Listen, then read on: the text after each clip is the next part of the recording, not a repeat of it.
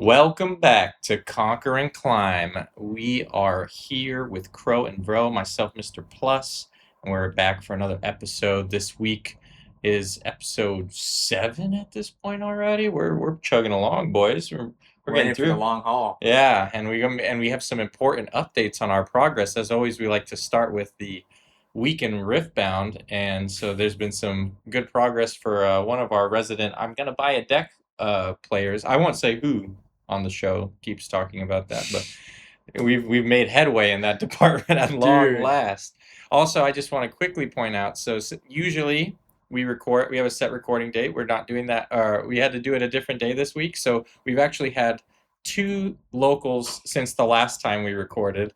So we're gonna try to remember the week prior, and then we just went to locals again yesterday. Yeah. So we actually need to recap last week's locals and I the didn't even one. think of that. I'm gonna have to go into my mind palace, bro, and go Yeah. back to fucking So Neon. I can lead off with I know what I played last week, and it's what you played this week. I played Nasus. So a little spoiler alert for his report for this week, but I played Nasus. I went 2-0 and then left. I've been doing that, unfortunately, because tournaments have been running late. I mentioned that in a previous episode that they go kind of late. Bro's got a job. And he has a job. I gotta wake up at 4 in the morning, and when they're not starting round 3 until like after 10 p.m., I'm like, I can't do this. So I just I get my 2-0 and I get my store credit and I bounce.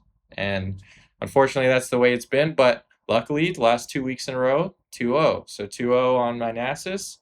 Then this week, yesterday I played a Collie, and I played Colin's a Collie list that was featured on Frodan's video going over all of the new leaders, and it was pretty cool. I actually liked it. It's a Heron Akali deck, so having some fun messing around with the Ancestral Heron, but that's pretty much it, aside from just doing like a lot of online testing, which I've been doing. But what about, we should go over to you now since I already kind of spoiled some of yours, but Well, I started by testing if we could play the box Z that's right, yeah. on Nexus night. So Just I was just straight playing up. straight out the box Z. And I went 0-3. But So you technically bought a deck. I almost took one. Yeah. I almost took one. I went 1-2 and it was like 6-6. And I got my ass beat by an Akali. But I think that if you want to win, probably not gonna work. But I think if you put time into it and you're just gonna play that, you want to play it casually, it works. It works. You don't think so? Yeah, I don't think you can ever play the starter decks like out of the box and do well against like a constructed deck. Especially if it's somebody who's semi-competent on their deck. Yeah. But if you go against another new player who's also playing some jank, It'll work out. Yeah. Maybe that's what happened to me. But I mean, if you're getting paired against people that are playing, Kennen with Baron Nashor and the Harrowing and just doing all this crazy stuff, and you're like, sit there and take I it. have one death mark. Like you're just, I hope I see it. Oh, I thought I was doing so good though. I mean, maybe you were. I didn't get to watch your games. I was not, bro. How did you feel about Zed overall, though? He was a lot of fun. I liked the switching with the Shadow Clone mechanic a lot. Oh yeah. I felt like I had a lot of movement, and I liked the Conquer focus. I liked that. Yeah, you've been saying that you like the conquering rather than the holding aspect. I think that holding is more disciplined. You have to really know how to play the game, and I think conquering, you just basically know you conquer and then you draw back if you live, and it's like a very straightforward. I don't think we discussed it before when we talked about like the fundamentals, but one thing that Colin was saying about this Akali deck and the reason why he played Set and why he's now playing this version of Akali is that basically his rule of thumb is that like any deck can break a battlefield. Like because it's like attacker slanted, conquering is the easier feat. Holding is traditionally considered much more difficult. That's why like when Vex got spoiled, everybody was like, oh, Vex sucks. She has to hold the draw card. Like that's Grover the Godwillow, and barely anybody plays that. So because holding is just difficult. It's harder. It's more difficult. I feel like you really have to take your time and build up in base, get your engine going, and then you have to play strategically on top of that so that you don't just get wiped. But that's why Colin said that he prefers decks that have the capability to hold, because that's what sets apart the great decks from the good decks. Is like because any deck can break a battlefield, but if your deck can also hold, then now you're doing something special. I see. So that's basically You're what looking he for was both. trying to like get across in that video in regards to like this Akali build. And I got that by playing Ancestral Heron and stuff. I could see where he was coming from, where like it's a lot easier to hold when you have this big 7/7 body, and then like on defense you can flip over Zanyas from hidden or like back off and then trigger the Heron, so you can get like a free longsword or a free discipline or a free negate, and it has just some ability to actually hold a battlefield instead of trying to double conquer every turn. Yeah, because it's just gonna fizzle out eventually, right? Like, that's Yeah, why it unless only you're works for so long. doing, unless you're a really efficient aggro deck or something like the Rengar deck that Prismat went like undefeated with. But by and large, yeah, if you can manage to marry the two and be able to conquer and hold at least And Conquer climb. and climb. Oh, so. Singer. But what did you think about this week? Because like I said, he switched over to the Dude, Nasus I deck had a- that I played last I had week. a really full 2 weeks of Riftbound. I think I've been the slacker. Mhm. This has been my week, bro. I tested the blue and the purple Mel with you guys. Yeah. I did the out the box Zed. I played Shen against another new player. I was showing him the game. Yeah. I thought Shen was fun, but I don't think I'd ever play him if it wasn't against another out the box deck. 'Cause Yeah. that was a battle. Not gonna lie, even against the out of the box Zed. And then this Nexus night, I played your Nasus, and I could really feel the difference in strategy. Like I learned a lot from Yeah. playing a hold deck like that, because I think the only other hold deck I've played was Ivern when I first started, and it's like it's not the same. Yeah. It's not the same. Yeah. I mean, it's big. It's like quite literally the opposite. Instead of a bunch of little guys swarming, it's just all big guys. Yeah. And the focus you need to have to like be like, I need to stay back and like awaken the steel paw, or like Mhm. uh Resource management, Yeah. basically. Yeah. dude, it's so huge. And I mean the Nasus ability is goated. Yeah, it is good. It's so good. I mean, why do you think Prismat has like 6 Annies? It's like the untap to end of turn is really strong. So him having like a arguably weaker version, because it's not automatic. Yeah. You do You have have to to do play something. something. But I mean, But, towards like- the end of the game, you're doing it every Yeah, turn. exactly. So yeah, it's good. I liked playing Nasus, and I watched you play like the tail end of the second round, and you my narrowly God. won that game. You kind of punted it away, but even if you had taken the other line, it wasn't a guaranteed win, but it looked like I was gonna win, yeah. you would have. Yeah. So, but you just were kind of like, I didn't know if that was the right move, which obviously just comes with more reps, but it seemed like you were like vibing at least with liked the it. game, and like Yeah. like you were using everything efficiently. I really like the deck. I think that once because after I was playing against another Nasus, my round 1 of Nexus night, and I was he was playing a Heron deck, and I was playing a Yeah. Spear Queen list. Yeah, Sprite Queen. Sprite Queen list, and watching him like how he used his Watcher and how he like was willing to stay back and like let me take points to build up. I Mhm. basically just copied him, bro. I just like second round copied him. But I noticed when I got to the end game of my second round, or my Mhm. second fight of the night, Yeah. I was really struggling with putting units in an arena to really hold towards Yeah, them. just playing them directly to the battlefield. Yeah, because I was just putting them in base, like I'm not gonna waste a unit. Like thinking beginning of the game, Yeah. if I'm gonna be disciplined, I'm not gonna just throw my guy out there if he's gonna die, right? Mhm. But at the end, it's like, if you got 2 points to win and you're holding both arenas, like, bro, just put it out there. Like, Yeah. that's the whole point of the freaking game. Yeah.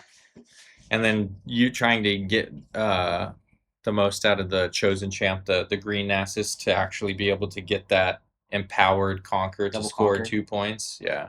So I mean, like I told you after that game, the more reps you put into it, the more comfortable you'd be with it, and you'll just get better with it, and you'll learn the lines and stuff. Mhm. I mean, that goes for any deck, but like obviously like you just said, you tested Mel, Shen, Zed.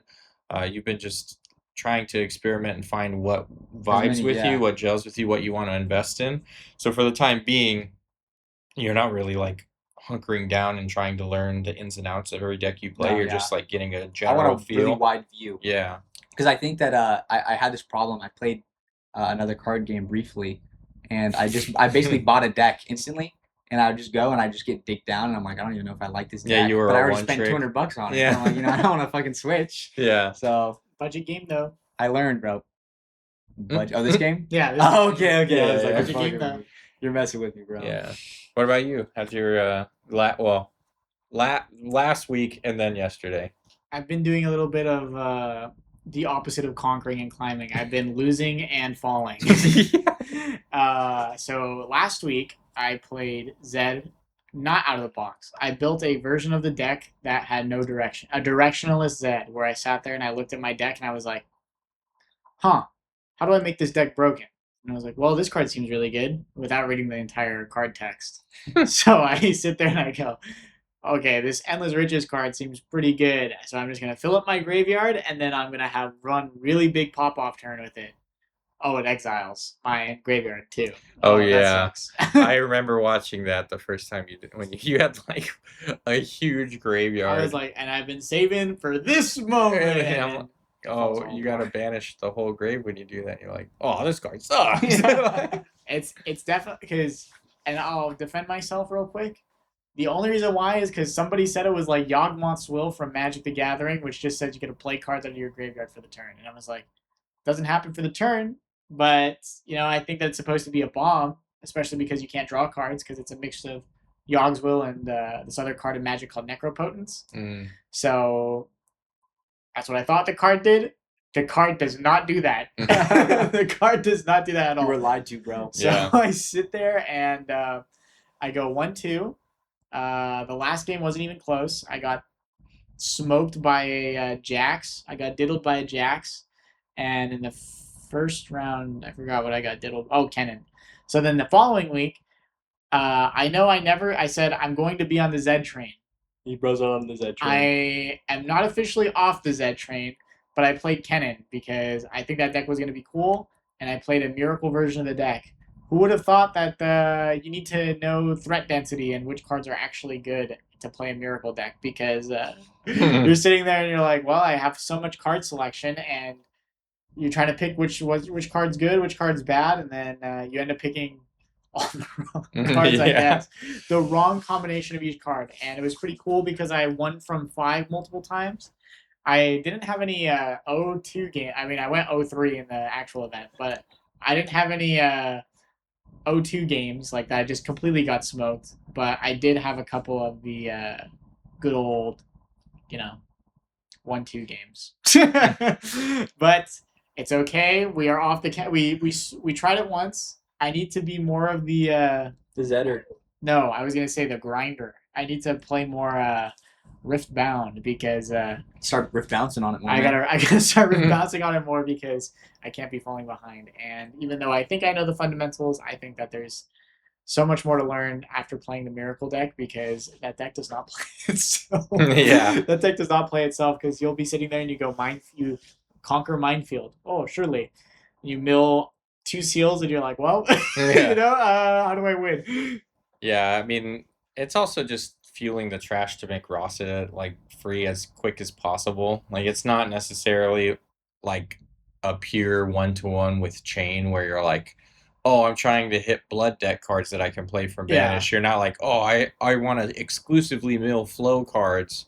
Like that's nice if it happens, but the real thing is the trash fill to get the Rasas cheap so you could start spamming the Rasas out. Yeah, the only thing that I was encountering was I was getting like way too greedy with some of the like pulls that I was getting. So, for example, like in the first game since the deck was, I'll say this, the deck was already like sorted out and then I was shuffling it and I kept shuffling it, I should have shuffled it better.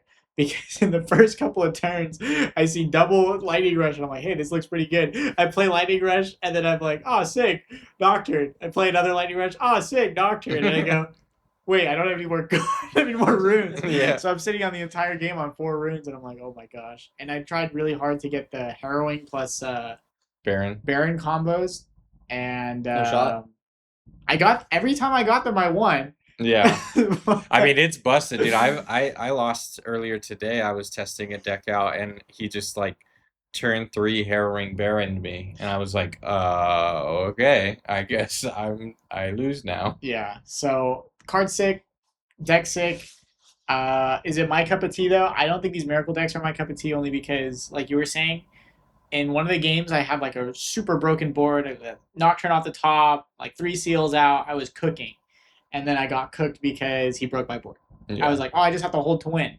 No, he has enough attack power to get over the top. And I was like, there's no way. Yeah, you'd be surprised at how easy it is to break a board a lot of the times. Like there'd be instances like remember that one I told you about? I wish I had recorded that when it was online, but it was like I had a Baron in the middle for 12, and then I had like 3 tentacles on one battlefield for 9, and then my Kennen Chosen Champ and another tentacle at the third battlefield for 9 also. So I'm holding 3 for 9, 12, and 9, and I'm like, shh, it's a wrap. I'm on 5 points. I'm gonna hold to 8. Even if he breaks one of these, I'll just ride the wind over next turn, get the 8th point on the Conquer, and I'll win. He was able to get over the he had like a Ferris Forerunner from that he just set up the turn prior, and it was a Rengar deck. So he comes in with the Ferris on my Baron and then ambushes in Pride Star or the Trophy Hunter and then gets the +1, so now it's 13 to my 12, which kills my Baron, and now all of a sudden I'm holding for only 3 and 5 instead of 9 and 9, and he proceeds to like Thrill of the Hunt and Conquer, and I can't remember how he got the third one, but he broke all 3 in one turn and triple conquered and reverse swept me and won from 5 points. And I was like, wow, I guess just having big numbers on each battlefield isn't enough. Like that's how prevalent breaking battlefields is, like Colin was saying. Like a lot of times breaking them is a lot easier than holding them. Like you'll be surprised at how easy it is. You're thinking that like, oh, there's no way, and then they just blow you out. I mean, there's also like stuff matchup dependent. Like for you playing that deck, like you don't want to go. Or I guess for your opponents, they don't want to go super wide against you because you play Thousand Tail Watcher. Yeah. So if they go for like a -3s. 4-unit hold on a thing, you're just like Watcher -3 everything, run them over. And like you can also watch your bellows to clear stuff out. So like it's all case by case. But I mean, I think like you were getting at basically is that like if you don't have the means to hold, then trying to hold is probably not the play. I had a lot of trouble with that on my third game when I was playing Nasus. Yeah. I was going against a Rek'Sai, and I just couldn't build out my board. Bro was like getting points, and I just, You're like, step off! Yeah, and I Step was like, off! and the second I put down a unit, I'm like, oh, I'm going to start cooking. Like my guy's so tall. He's got like these little guys. He's done. Magic Missile. You know what the Falling Star? Falling Star, bro. Yeah. Cooked. Dude, cooked. Wrong Yeah. IP. Yeah.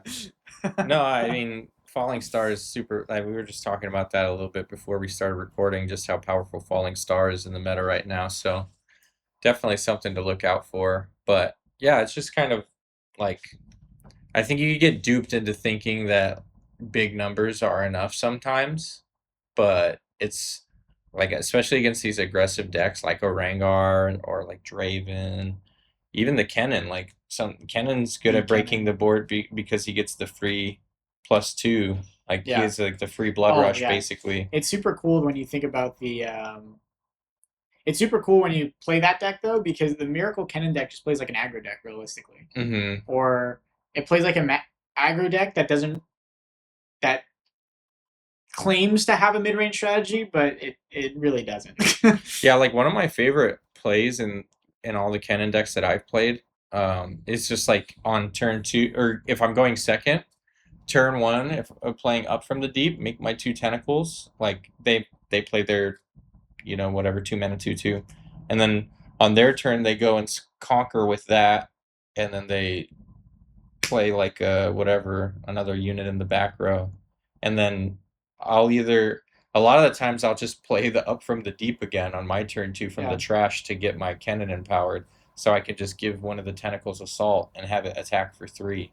Yeah. And just being able to consistently trigger the Kennen every turn makes him pretty efficient at turning weenies into actual threats to break the board. Yeah, the Kennen ability can be nuts. Yeah. Yeah. So I think the Akali ability is nuts too, with the jump back. I was So Colin said in that video, because I watched the whole thing that he did with Frodan, and he said that he rarely empowers the legend. Really? And I thought that was very interesting. So I kind of made it a point last night to not empower my Just to legend. see how it went. Yeah, and I think the way that the deck is constructed and what he's trying to do, it does make sense. Like there's not a lot of times where I'm like, oh man, I want to spend 3 mana and a power right now to empower to just basically like get an extra Extra 2 draw, damage in. an extra draw. Oh. Because you're not really using it with the Chosen Champ that much, I found. Like it's mostly you're using it with like Stella to get extra draws. Oh. Which like is great. It turns Stellacorn into a draw 3. You're like move, draw, activate, draw, ready her, move up, draw. Actually, I think that's the type of deck I went against. Yeah, He had almost his whole deck in his hand. I played well. See, that's what I played against in the second round was the Akali Mirror, and he was doing that, and he had like way more cards in hand than me, but like he was just so rune inefficient, and it was like he had all these cards in hand, but nothing to do with them. Like if you have all 3 copies of or all 3 of your Kaisas and all 3 of your Stellacorn herders, these expensive units, and you're low on runes because you're empowering and stuff. I don't know. It just didn't seem like it flowed as well as pun intended as as the Heron version did. But I guess going forward, I mean, I'm gonna still keep testing new decks at locals. What do you think you're gonna try next for next week? I have a list of 8 decks I want to try online, Mm-hmm. and then I might try just running one of those. Or Okay. I was gonna ask if I could run your what's the electric bear? Volibear? Volibear, the electric bear. He's got orange, right? He's orange. Red orange, yeah. That Red is orange. like a I haven't tried an orange deck yet, like officially. You should try the Rengar deck then. That's what someone was telling me at locals. I can't remember his name. I mean, especially since you were just talking about that you like conquering and the aggro stuff, dude. Like I'm telling you, Rengar is a super fun deck. Super sick. He might be. I'll have to run it with you and like teach you some of the lines because some of his stuff is a little tricky. There are some nuances to like some of the things that he can do, but by and large, like it's not like a super overblown complicated deck. Like I think you'll be able to pick it up after a couple games and be what do you mean, man? What do you mean?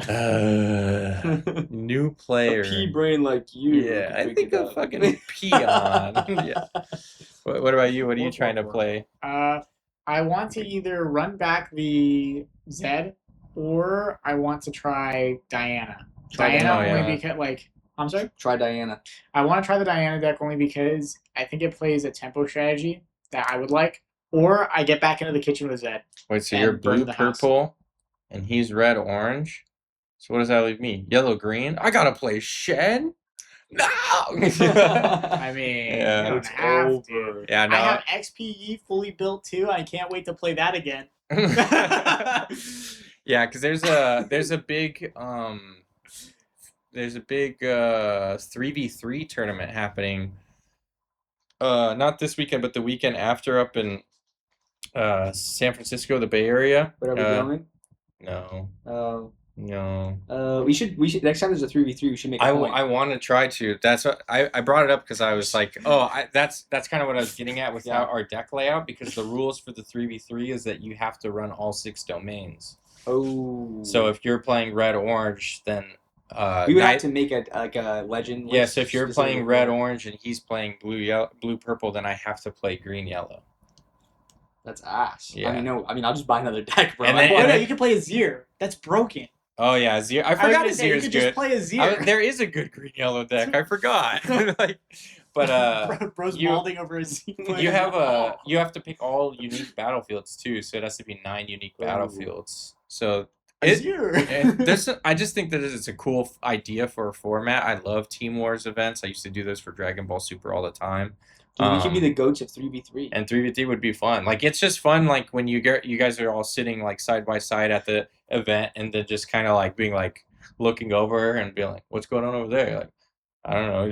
What should I do here? And like, I don't know. What should I do over here? And it's legal. Yeah, it's just phone a friend. Yeah, it's fun. So hopefully there'll be another one of those that we can go to in the future. But I think that's pretty much our week in Riftbound, unless there's anything else. We signed up for the T1 bundles. That doesn't go live yet. That we signed up for the Convergence Fest. Oh, what's that? That's the Vegas the regional championship. Riftbound Nationals. You got me signed up for that. Well, we signed up to hopefully be able to get tickets to go. Oh. Because I yeah. gotta lock in, bro. Oh my Well, god. I don't think you're playing the main event. It's just tickets. But you could. You could if you wanted to. Good, bro. That's the thing. You could because they announced at the thing during the update. Remember, it said that there'll be a LCQ on the Friday of the Oh, event. yeah. So you could qualify for it the day before. Yeah. So if you go Friday and you play in the LCQ, you can qualify for the main event. When is this? Is this December 11th through the 13th, I think. Vegas trip? Vegas, baby. Hopefully we can get in. I want to go, like, even if I can't play in the event, I just want to go and be there and see the first ever nationals for NA. I am excited for TFT. Yeah, whatever. But yeah, I guess that was the only other thing Riftbound news related that has happened since last episode that I can think of. Unless you anything else. The only other thing that happened this past week was there was another Runes and Rift weekly tournament, and the winners was between Irelia and Kha'Zix. Kha'Zix won. Yeah. Kha'Zix the goat. Yeah. Kha'Zix unexpected goat of Riftbound, I guess. I think Kha'Zix was one of the decks Prismat said he was contemplating playing after the post Annie World. I think he said it was like between Kha'Zix, Diana, Draven, People can still play Annie, no? You can still play whatever There's you no want, prizing? but there's just no best of anymore. Who's out of the prizing and who's next to be out of the prizing? It's all of the set 1 legends that are out. So Garen, Annie. Those as well. Those are the Proving Ground legends. So Master Yi, Garen, Annie, and Lux, the Proving Grounds 4 are out. And then the original 12, like Volibear, Darius, Victor, I'm drawing a blank right now. Ari, Jinx, everybody from set 1. And then So set 2's out next. So yeah, set 2 will rotate out next. I don't remember if they gave the date for when that happens, but so if you're interested in getting any of those best ofs, and you gotta like Ornn or Draven or anything like that, you'd wanna or Azir. When did Rengar come out? Set 3. So he's got a little bit. You got more time for Rengar. The mission, bro. Metal Rengar card. Metal Z card, dude. That's that would be cool. So I think that's everything for Week in Riftbound. A little bit longer this time since we had 2 weeks of locals to go over, but guys, I set something up for you. Yeah, let's divert to the main topic of the pod. Lead us in. So, like I've been saying, I've been the slacker. Mm-hmm. I've been the sucker. I've not been the Rift bouncer. Okay, but this last 2 weeks, I've been on it, bro. I've been playing.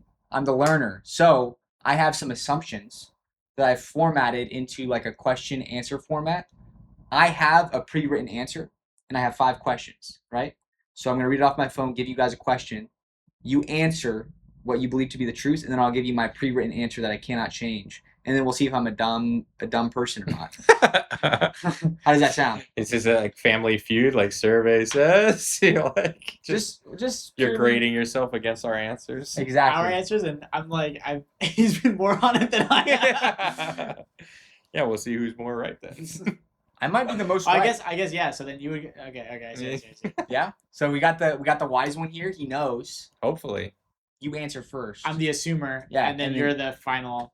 I'm not the final. I'm just like, we'll just see if I'm dumb or not. All right, kick us off with the first one. Okay, hopefully the first one's a softball for to tee us up. How would you approach playing into an aggro legend as a tall hold deck like Nasus, Shen, or Ivern? How would I play into a super aggressive deck? Yes. If I was a holding deck. I guess it depends on my color combination, to be honest. I mean, like that's generally what you would always say, but I think that it's a lot of board control and taking trades because their late game's worse than mine. So I have to whittle them down, and then at the end game, when you know that their threat density is lower, unless they're red, which they have Darius, which is Cooks. BS card, or like some other like super tall unit, like if you were to like pre-scene it or something. or you just know the color combination. So Ferris Forerunner, Darius. What's another aggro type of deck? What's like another aggro color combination? I guess, like, Kennen, Miracle, Yeah, so Kennen, like the highest, well, outside of Baron, the highest is Rasa. So anyway, the point is, I'm sitting there and I would play even with them and take some trades because I know that when we get to the late game, I'm favored into them because my units are just bigger and better.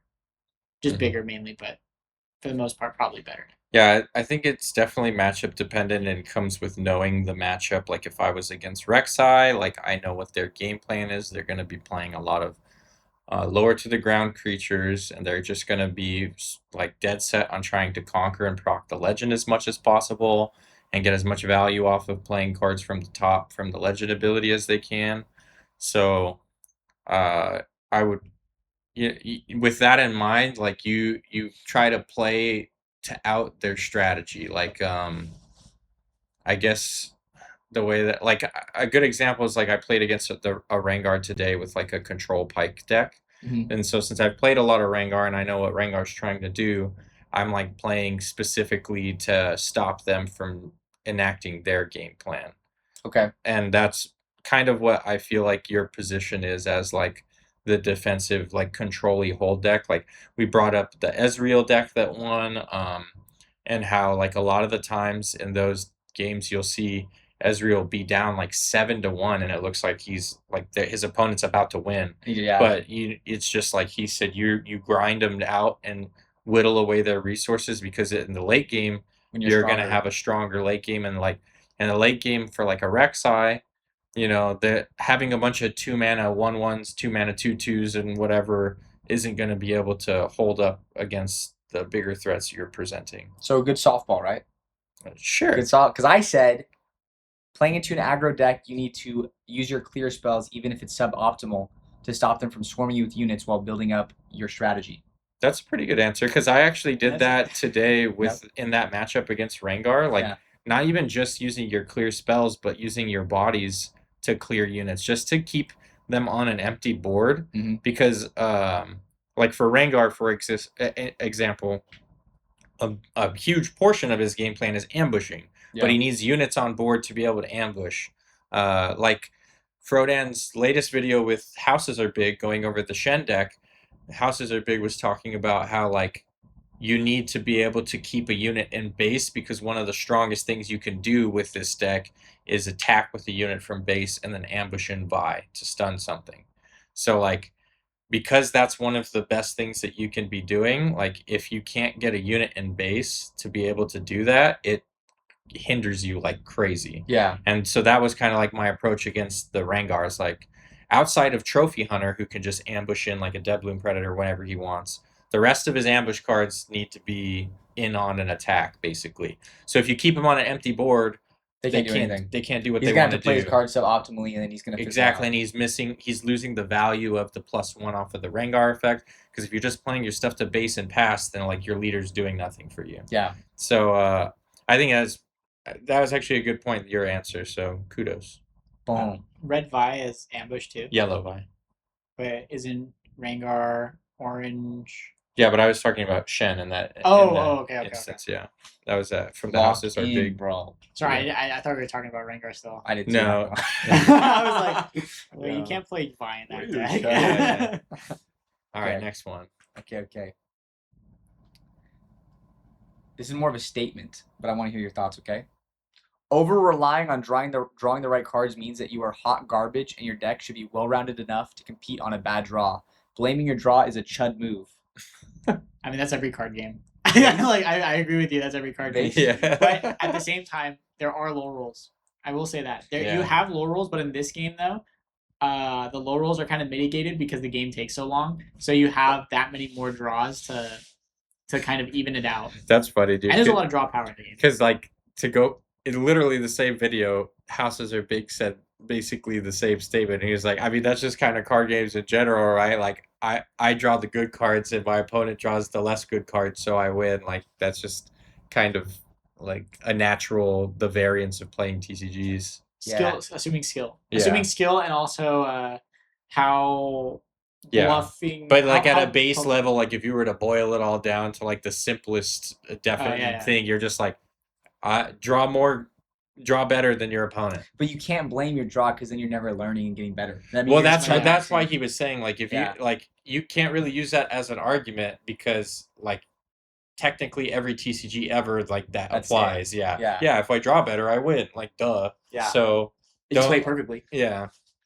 I So just yeah, played perfectly. relying on like well, Assuming you and played that goes into like deck construction and stuff. Like how like a good example would be Dazzling Aurora. Mhm. Like that's a deck that it epitomizes that basically, where like your whole game plan is getting the Dazzling Aurora on board as quickly as possible and resolving it as many times as possible.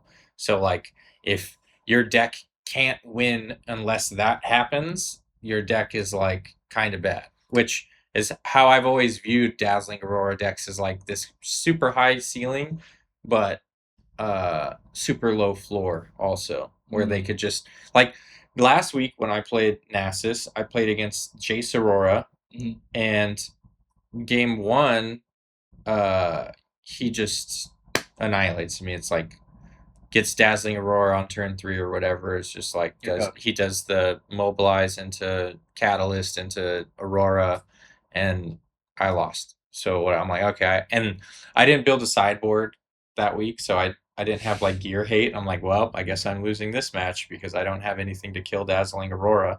But then game 2, he just did nothing all game. He never saw Dazzling. He freaking drew a bunch of cards. His whole game plan. He even played the 7 mana predict 5, draw 2, still didn't find it, and he just lost to never finding it. So his deck does nothing without Aurora. So, I mean, That's a chud deck, bro. Respectfully. and then similar thing in game 3. So like, that's kind of why I'm like, I've never been super high on Dazzling Aurora, except for like Volibear. The reason I liked Volibear in the beginning is because he does do more than just play Dazzling Aurora. Obviously, it's still like options. It's the best thing he could be doing, but like you're also like, if I play a Ferris Forerunner and get my rune back and keep on my curve, and then like play another big dragon and just keep playing big guys. Like that's why I like the Nasus deck so much. It's just you're just playing big guys and playing efficient, and like he's like an Aurora deck that doesn't rely on Aurora. You just play the big guys from hand and get your untapped 2 or whatever. And if you get Dazzling Aurora earlier, you're just so happy. But yeah, like that. So that the statement about like relying on a certain draw, like that does kind of lead to some feels bad game states where you're just like, well, I didn't see my card. And I build decks like that all the time. I'm not going to say that I don't. Like, I love building stupid decks where I'm like, all right, the concept is if I see this exact combination of cards, it's going to be sick. And then, like, if I see 7 cards in a row, I will win every time. Yeah. And that's why I'm the Pack of Wonders hater. That's why I'm the Pack of Wonders hater, too. So it's like, you're better out, like, everybody that's winning with Ezreal, like, Ezreal. Pack control, Ezreal, yeah. Pack Ezreal, it's like, you're coping so hard, you can just play Pike. Yeah, I love Pike. I mean, my first Pike deck didn't have Pack Treasure Trove, and I ended up getting like convinced to go on to that because that's what everybody was playing, and did really bad in Vancouver and was pissed. And now, like, that I'm playing Pike again, trying him out with Vendetta stuff, I'm like, I'm not playing that anymore. And even I looked at, there was I think it was in Wuhan and Shangzhou. I can't remember. There was two of the Chinese. They're not called nationals. They're. Are you guys okay? You said Wuhan, and then you said China. We have China maxing. Oh yeah. Go in the description. Go watch the Cro Vro video. Yeah. I forgot you guys had a video on that. Yeah. Anyways, in the link below. Yeah. There was a Pike that got 13th in one, and then a Pike that got 14th in the other, and neither of them were playing Pack of Wonders, which I thought was cool. And one of them that I actually want to sleeve up and try in person is playing the card that I showed you before that I like from the Vex deck, the one that when it empowers, it burns 3 from your opponent's deck, and then you get to play any unit from their trash for free. I think I know that one. Karox or whatever. Oh, it's the 6-drop purple card. Yeah. the pike deck was playing that. And I was like, oh, that's funny because you can flip over the hidden guy that empowers it, and then you're just like, pike, add it back to hand, make a gold.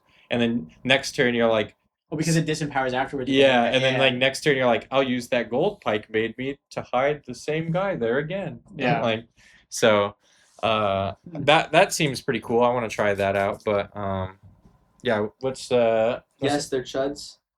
Oh, is that what we're Yeah. Is that the answer to the question is yes, they're chuds? Yeah, basically I just said they're chuds. Okay. Yeah, you can't rely on bad draws. Like that's just the nature of card games. But at the same time, you can acknowledge them, but you can't rely on them. You also being, can't like, say your that's your sole reason for excuse. losing because there's always a better line.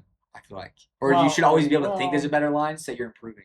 Yeah. Yeah, if you're not learning from the loss, then I don't Yeah, know. because there's always something like you can draw from it. Like you can either like if you say you did brick or whatever, you're like 4 spells, no units, I can't do anything. They're like, well, I have no control over this. There's nothing to learn from this. That is like you could take that route, or you could try to be a little bit wider angle view and try to find another area that like maybe that says something about my deck construction. Maybe I need to adjust my ratios. True. Maybe I mulliganed poorly. Like maybe you sent back a card that Should you not have been sent you back. like you said you had a 4-drop or whatever, and you're like, oh, I want these cards more. I'll send the 4-drop back in this other card so I could try to find a turn 1 play. And then you draw 2 more spells, and then next turn draw another spell, and you're You're like cooked. you're low rolling, but it's like, oh, you would have had a turn 2 play if But you kept gave it away. but you mulligan. So Yeah. just looking for stuff like that to try to find your That's ways exactly to what happened to me last Nexus night, bro. improve. Nice. That's why I had that question. That Okay. statement. All right. What's the next one? Okay. Does any point matter before game point? Mm, What? So you're playing, right? You're on the back foot. 0-7. Does point 6 to 7 matter? Are you worried? Are you sweating? Depends on the deck. yeah, it depends on your Depends deck. on the deck. It's like what we were saying before. Like if you're the Ezreal control pack deck, Yeah. you're like, I'm not sweating. I knew this going into this. Like this was gonna happen. Yeah. But if you're If you're like an aggro. if you're like aggro on aggro, like then You're you should cooked. be sweating. Yeah, You're like, yeah. wait, this guy's he's at 4 and I'm at 2. Like he's got a whole turn cycle advantage over me. I'll say that it's context based. Yeah, I And mean, like, most like that's things, like yeah. that's like a cop out answer because it's like if you are aggro deck the aggro deck and you see all of their resources like 2 cards in hand, all their resources on the board, and you're like sitting on like 5 cards in hand, full board state as well, and everything. You're like, I don't have to worry. I have a full hand going up. I have a full hand. I've got more resources than them overall. Like I feel like I'm still in a good position. I don't care about 6 to 7 points, and Yeah. then 7 but- to 8. 7 to 8 points. Oh, You're okay, cooked. never mind. No, Yeah. Well, because you lose the game the next Yeah, turn. exactly. But, Yeah. but the 6, context 7. point too, kind of like another like more granular level of that is actually being able to accurately evaluate the context of the game. Like context is key, but if your grasp of the game state isn't well enough to be able to accurately assess the context of the game, then you'll make bad decisions. Yeah. I guess is what I'm getting at. Yeah. And like keeping track of the points in Is and of important. itself is important. Like I won a game I shouldn't have won last night because my opponent wasn't paying attention to my point score and he passed while I was at 6 points and I held to 7 and he thought I was at 5 holding to 6 so I couldn't win the next turn. So I held to 7 and now I just have to conquer the 1 battlefield and I win. Yeah. And he lost the game because of that. And it was like, he was like, oh, I didn't realize your points. I'm like, well, I wasn't hiding it. So I Yeah. mean, you're just not, Yeah. paying. Sorry, Which, bro. no shade to that guy. He was super nice. He was really cool. But like, that's a thing that you have to be mindful of. And throughout the game, like, that kind of should inform your decision making. Like, It's a timer. well, not just a timer, but like checking the parity of the points and being like, okay, he's on an odd number of points right now. Mhm. So like he's got a guy in base or whatever, and like on his next turn, he could go up to 4 and then now be on even points. But that means I still have 2 more turns after that, theoretically, before he wins. Because Yeah. he's still got to go 5, 6, 7, 8 if everything went perfectly according to plan. So if you can like keep your opponent off of that axis, like when you were referencing the first question, like the control versus the fast or whatever, like being able to try and mitigate their ability to stay on even tempo is probably like a sound game plan too. Like how you mentioned, like using your removal spells to, even if it seems inefficient, just to keep them off of a certain board state, like that goes into that. You're like, I don't want them to go on even points and then next turn be able to double conquer and win.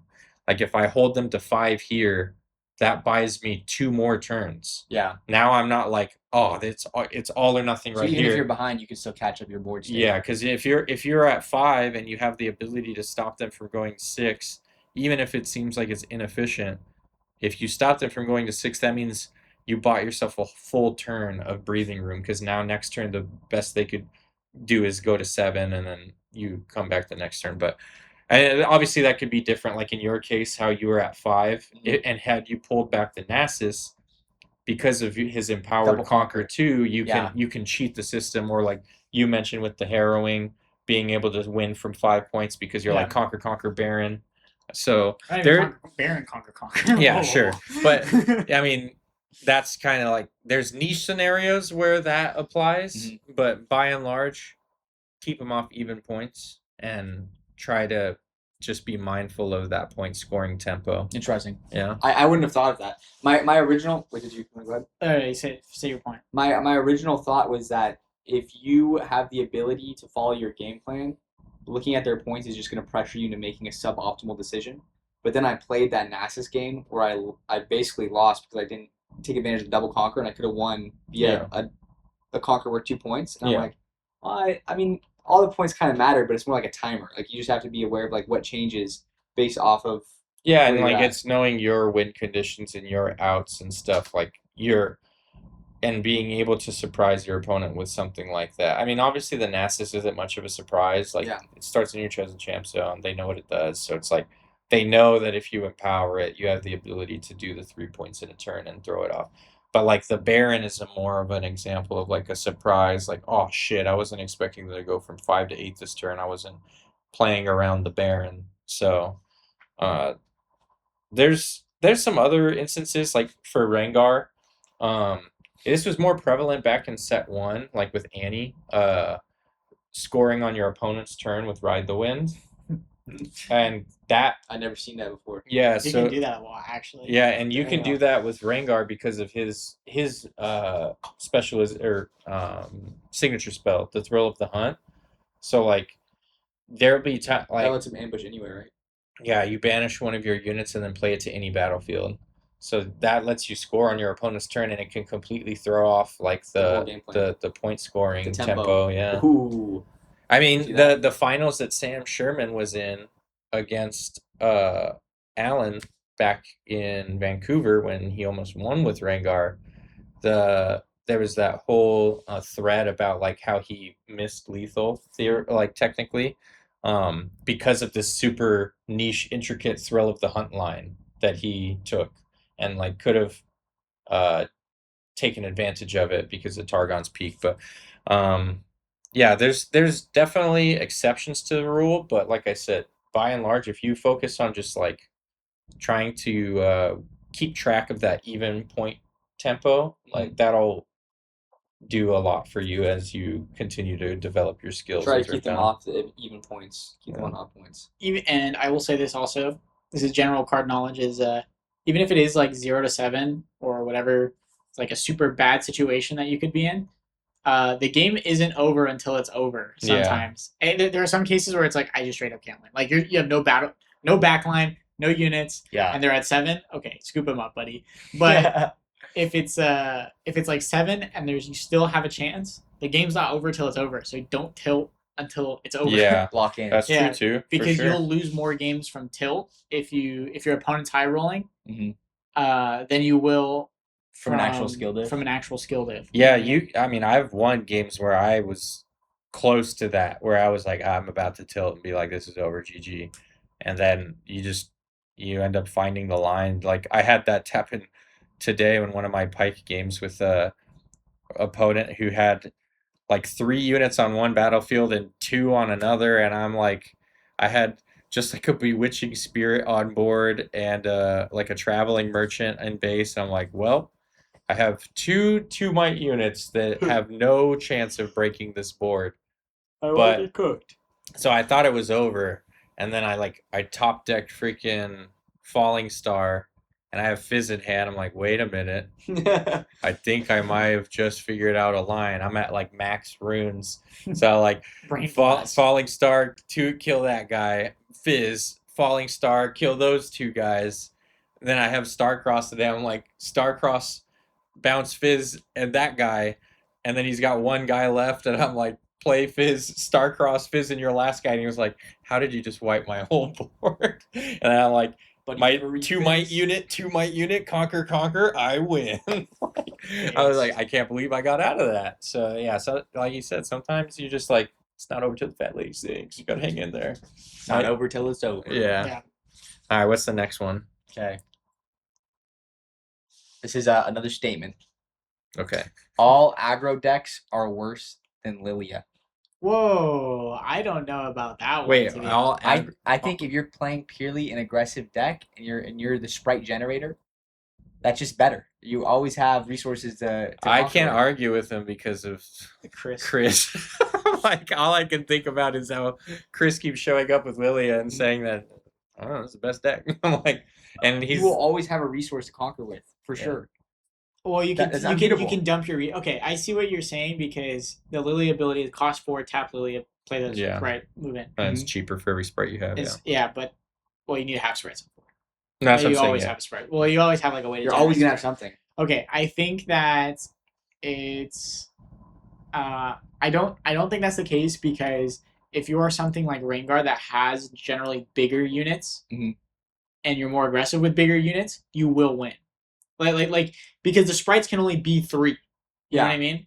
But you can have more. You can have multiple sprites. Like you can stack the sprites. I understand that. Yeah. I understand that you can have up to like 20 sprites on the board. Dude. I don't know how. That's 60.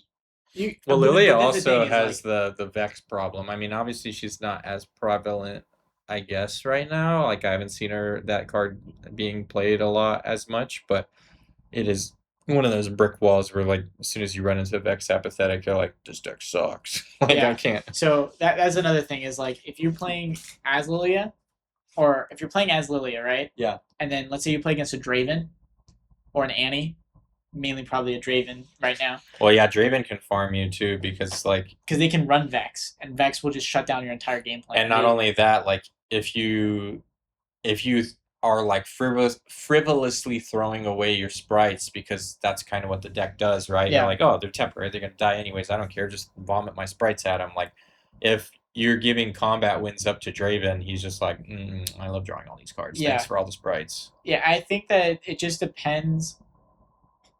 I mean, it always just depends, but I don't think that it's the best aggro deck in the format because even though we have Chris that says like it's the aggro mid-range combo control deck where you can do everything, Yeah. but the thing that I think about is mainly more so it's bound to have its bad matchups. There's a reason why it doesn't show up all the time. That's every deck though.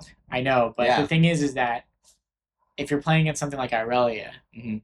and then it's just like a straight up race, Irelia just being Irelia and being so broken, you can hold on top of that. Whereas, what's her name? Lilia can't really hold, if that makes sense. Like, yeah, sure. That's what she gives up to be the best aggressive deck.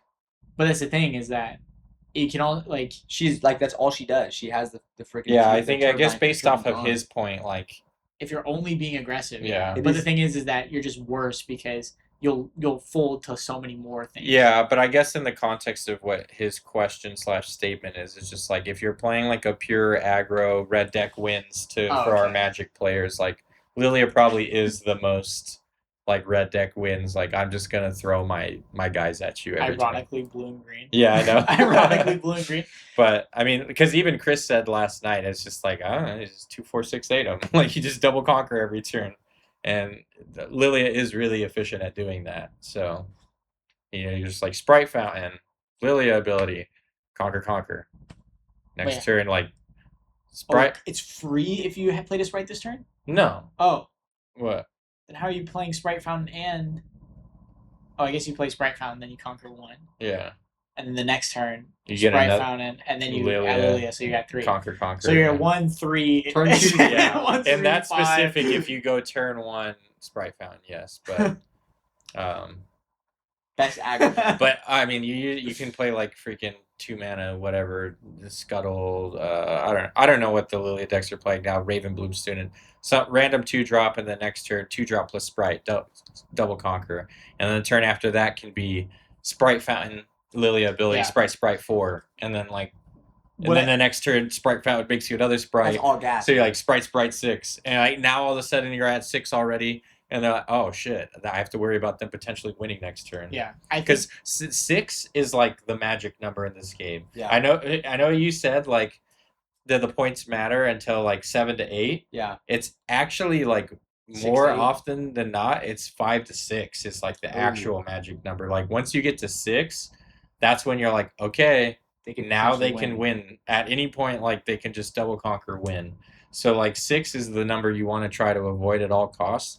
And I've had games with like on an aggro deck where you're not typically holding, right? Yeah. But if I have a unit at a battlefield and I'm odd points, like I'm at 5 or whatever, I'll sometimes just like load up that battlefield to hold to 6, and then next turn move everything back, set up a huge board, and be like, well, now next turn I'm going 7-8. So so you have to do something. And yeah, so like because I want to get to 6 is like my actual first goal. That's what makes me think that the deck is so amazing, or as an aggressive deck, because once you get to the threat of winning, it destroys the other person's strategy. Yeah, now they have to change how they play. They play defensive. Okay. Yeah, it changes the way they have to play, and that's what Rengar does as a deck too, by having access to the Trophy Hunter and the Chosen Champ Zone. Mm-hmm. Like anytime, you just have to sit there and look at the Rengar and be like, well, he's got 5 runes up. Can I beat Rengar? And that's kind of what Shen has going for him. Like that's one of the only things he has going for him is that he has the yellow Shen that like does an imitation of Rengar, where you're just like, can I beat an ambush Shen that blocks for 5 with tank? Like, will that completely wreck me right now? Yeah. And that's kind of how like that build was centered around with the one in the Frodan video was like they play he has the shells. I don't know if you know that card. It's from last set, the yellow 2 mana something shells. I've seen it in the deck. It's when you play it, it's vision. Look at the top card. You can put it at the top or bottom, and then it's just action speed to kill it to give something +2 might. And he was saying how like, yeah, basically just having Shen and shells on board makes your opponent be like, oh, can I beat 7? Because at any point you're just like, Shen, shells. Now I'm defending for 7 with a tank, and like so people will play around that and then just not attack you, and you're like, okay, so like this next turn I have now the shells represent like a permanent 2 might on board. Yeah. Because you're just always being like, oh, I don't want to get Shen shells. Like maybe I become the Shen player. Yeah. Maybe that's what I play. I was gonna end up playing Kennen anyway. Watch. Yeah. Yeah. The card prices are gonna go down. With the ruination. Yeah, he's like, and then I played Kennen. Yeah. Control. Yeah.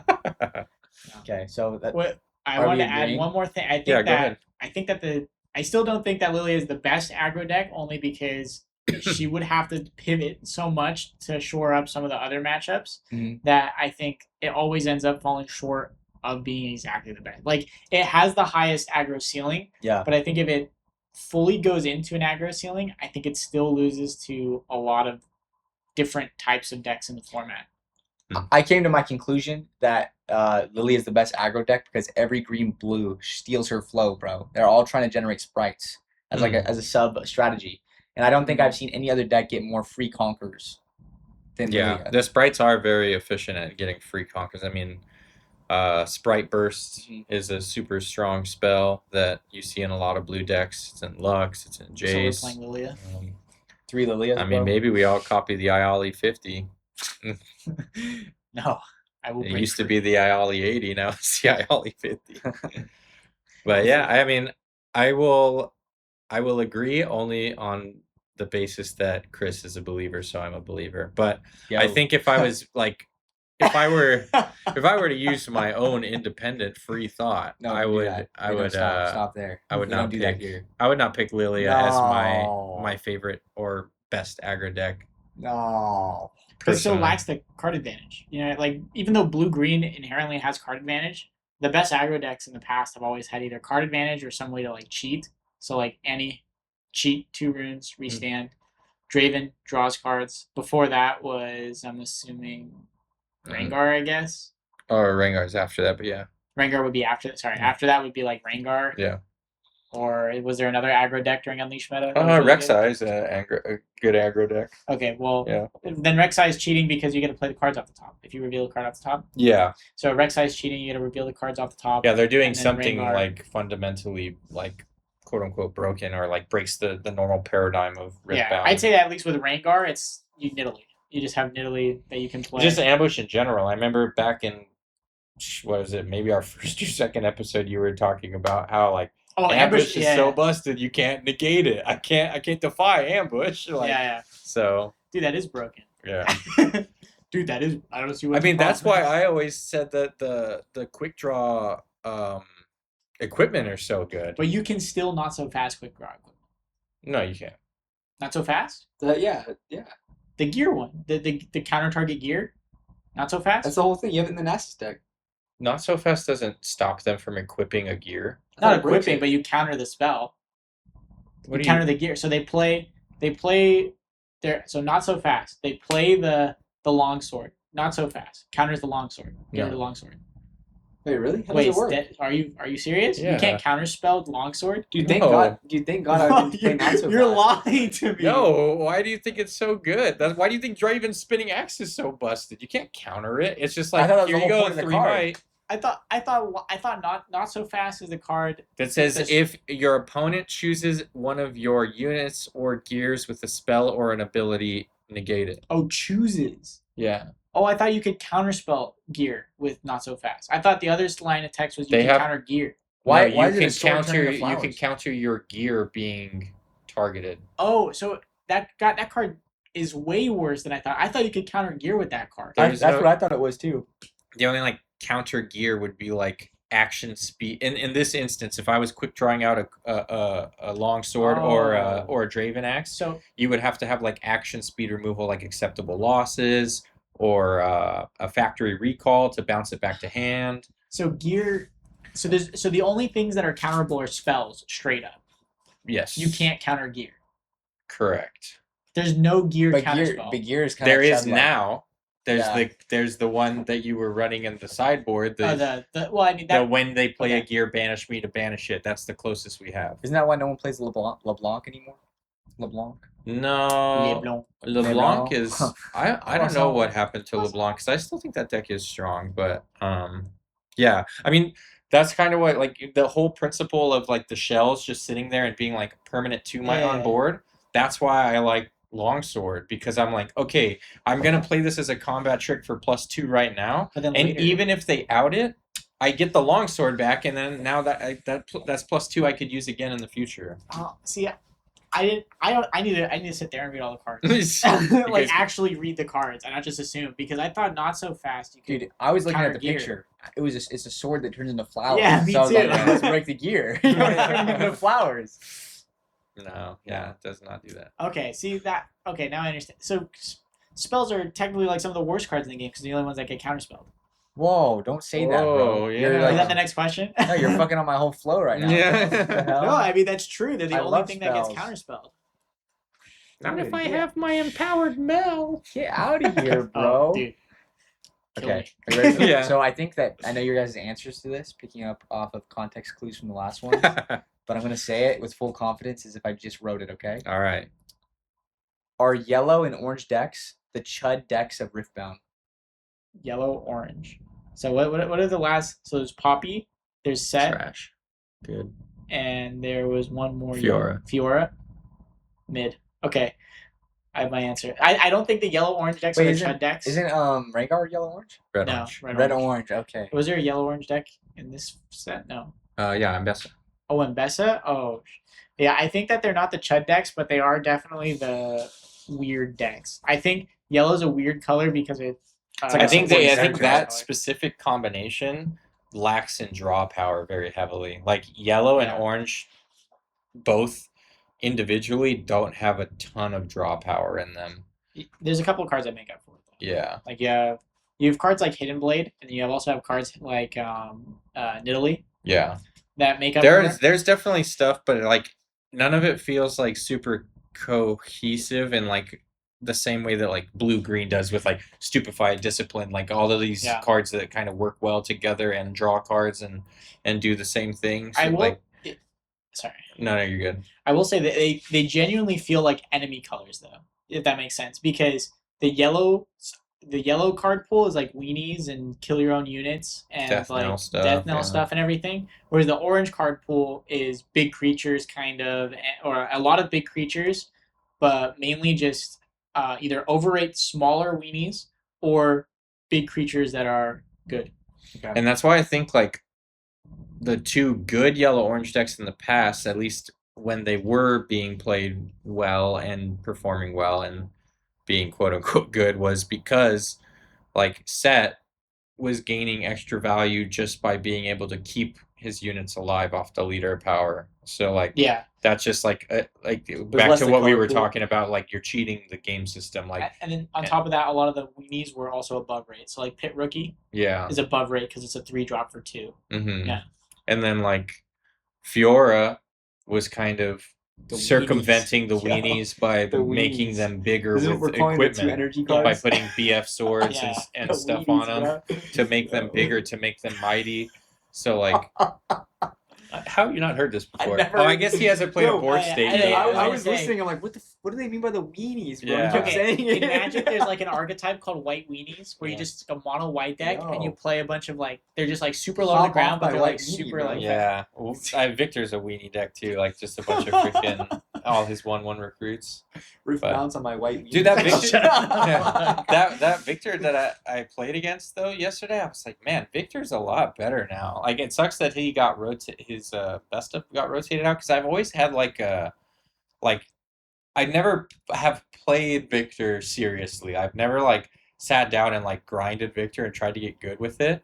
But every time I've played against a Victor, I've always been impressed at just the like lines that are available to the deck and like what it's capable of doing. Even if it doesn't do it like with perfect consistency every game, I'm just like, man, Victor has some really powerful stuff. Mr. And that's Potential, man. that's kind of how I felt last night, like with some of the, like that new Empower card, the 3-mana 3/3 that his Empower is to kill another enemy or kill a friendly unit Oh, to yeah, empower yeah. him, and then The becomes a shark? 5/5. Yeah, the shark. I was like, dude, that card was so value for him. It was like a better Cruel Patron, like and Vi, another great card for that deck. Vi's been super good. Xin Zhao's good. I don't know. They still have Watcher, and then they have like Imperial Decree Bellows, Imperial Decree plus all of their freaking army of weenies. weenies. Like I don't know, it's a good deck, but kind of got off on a tangent there because of the weenie thing. But what was the original? Are yellow orange decks the Yeah. Chud decks of Riftbound? Um, And a yes or no question. You can't say No. no. They're like kinda. You know, no, they I don't have think potential. so. No, So what is the Chud color combo then? green yellow. Green yellow. I've never even seen a green yellow. Exactly. What do you mean? You played Ivern? Oh, There's Ivern, there's what's the first green yellow? It's Ivern, Shen, Azir, and the first one was Isn't Azir goated? Leona. Isn't Azir goaded? Azir's goaded. Yeah, but Azir's that's the good. only that's the only exception because it rises. Yeah, That's it the was part. Leona, Does- Azir, Ivern, and now Shen. Does Does Azir and his performance come above the yellow oranges? If we're looking at it objectively, because I wasn't mean, Azir topping the meta? Historically, yes, Azir has taken down majors. He's been consistently towards the top, whereas like Set has really only ever been super prominent in the hands of Colin at Challenger TCG. So I would say that, yeah, the peak for green yellow is technically higher because of Azir, but I think we still Overall. have some room to grow in terms of orange yellow with Ambessa. I feel like I think she's at still underexplored a little bit. I'm not saying that I think that she's like a sleeper OP deck, but I have a feeling that Mbessa is going to become a problem. like a good deck at Yeah. some point, like an actual contender. That might be a deck that I want to try out too, though, because you can play the deck in such a way that you don't use the seals because there's so many cards that care about you having less runes than your opponent, Yeah. and you gain such an upside from it. So I think that the Mbessa deck, for example, would be incredibly good because the ready mechanic alone lets you cheat so often. So I'm going to call it now. Buy your orange runes. and it lets you, like, I think a lot of people are under the Seals. impression that like you use it like aggressively in the way that you like conquer, play a guy, Mbessa, ready it, conquer, double conquer, and like try to 2-4-6-8 him or whatever. No. But I think actually like using it to just do the Lucian Merciless effect of being like conquer, ready my guy, bring him back, and just continually amass a board by being able to like move up and then move your guys back is a way to play her in the future. And you can even throw Lucian in there. I mean, he's an orange card, so you can run Lucian Merciless in the Mbessa deck, and then now as like if you are able to consistently keep the Mbessa power up, Lucian scores 1 and runs back, and then you have another unit score 1 and run back, and you can just keep doing that. Yeah. So I want to explore it too. Maybe we'll work on it together, but I don't think yellow orange is the chud color. I think it's yellow green. Yeah, I personally I would say yellow green just because like Azir is carrying that whole color scheme on his back.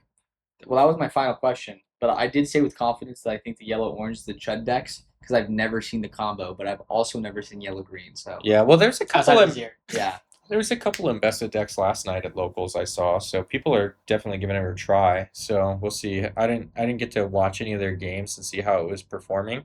But I played against an Mbessa today, and I narrowly beat it. It was actually pretty tough. So I don't think that like it's free wins or anything against yellow orange or Mbessa specifically, but maybe Poppy. Poppy's kind of dookie. But I also think that there's a potential to play a yellow-orange control Aurora deck that, I mean, we saw it like that was the way to do it for Poppy. Like the only good placing Poppy deck was a yellow-orange control you said like the worst Aurora words. deck. And then in, what's it called? In set 1, like that's how the Garens were getting best ofs, was just playing freaking Aurora Garen. And I think now that you have... Now that you have Elder Dragon, that strategy is a lot better, obviously. And then you have the Ruination for board clear to help you get to that point. And I really like... I just really like doing Aurora plus Divine Judgment. Like, because in set 1, I played the Garen Aurora deck after it topped. I was like, I'm going to play this at locals for fun. I went 1-2. It was really bad.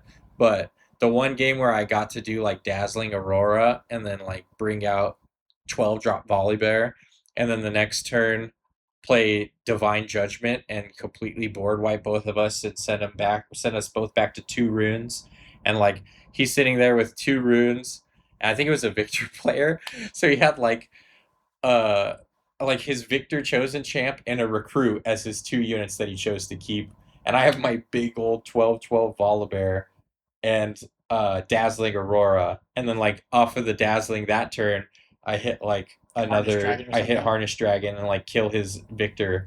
I'm like, well, I don't see how he comes back from this. Like now he's on 2 runes going to 4, and he has to deal with Harness Dragon, Volibear, and I'm gonna keep Auroring. Like, so they call the weak. Yeah, but anyways, I think yellow orange is definitely not the weakest color combination. So what did I go like 3 for 5? We agreed that we can do a quick review. Aggro Legends. Yeah. As a tall deck. Yeah. We agreed on if you over rely on drawing the right card, you're a chud. Yes. And then we agree on Lilia? No, right? You were kind of just like, we were on the Chris says so. Yeah. I don't think we agreed technically because he disagreed, and I'm like, in the middle. So, but I would be leaning towards disagree more outside of Chris. And then we came to the conclusion that mini points before game point matter because it's actually 5 to 6, not 7 to 8. Yes, the 5 to 6 is a huge threshold and then also maintaining the even scoring. Okay, so I went 2 for 5. Hey, Not bad. Not bad. I mean, for one. being the new player that's learner. just learning, so I don't think you were super off target anything either. Like, it's not like you said something that was like just outlandishly wrong, where I'm like, only a retard would think that. Like, Dude, that's what I was hoping, bro. Yeah. Fingers Yellow, crossed. orange, tread color. Only dumb people realize Yeah. that. But that seemed pretty good for our. I don't even know what we want to call the main topic for this one. I'll figure it out. But Am I bouncing right? you guys will see based on whatever the title of this video is. But yeah, I think that, I mean, we could probably. How are we doing on time? I think we're about. Oh there. yeah, we're about there, ready to wrap up. So, that was a good. I like that format of just Good segment. Yeah, that's a good. Maybe we could do like a condensed, maybe like just one a week of that. That would be fun to like have an ongoing segment to do like after our week in Riftbound. Yeah, because it's kind of tangentially related, right? Like all of this is kind of the they spawned from cumulative. me playing. Yeah, the cumulative experience of you going to these locals and building up these opinions and ideas. So if we do it on like a weekly basis, just like maybe one question that is relevant to whatever you like experienced at locals that week or something, that could be fun to do. As always, if you guys want to drop us some questions, that could also add into that. Don't forget, I am reading every card. Oh yeah. Every card. Do we have a date yet? I'm good the 22nd or the 23rd. Yeah, it's probably gonna be the 22nd then. I am think. reading. This is what I'm gonna do. I'm gonna make a tier list of every color. I have the plan. Every color, all the cards separated, and then the legends in a different tier list. I'm tiering them, bro. I'm reading every card. I'm tiering them. No way. All right, well, we're gonna have to You know what I'm help calling get it? that set up. The Bible of Riftbound. That's right. I am the word, brother. Yeah. Okay, when I say it goes. Okay.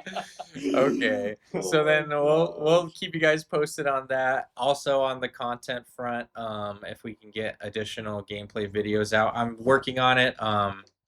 I was in the Coco and Min stream the other day, asking them for advice and like trying to get extra like ideas for how to improve our content going forward. So shout out to them. That's I watch Coco's stream like every day that it's up. I really enjoy that, and I want to try to emulate that if we can to some degree.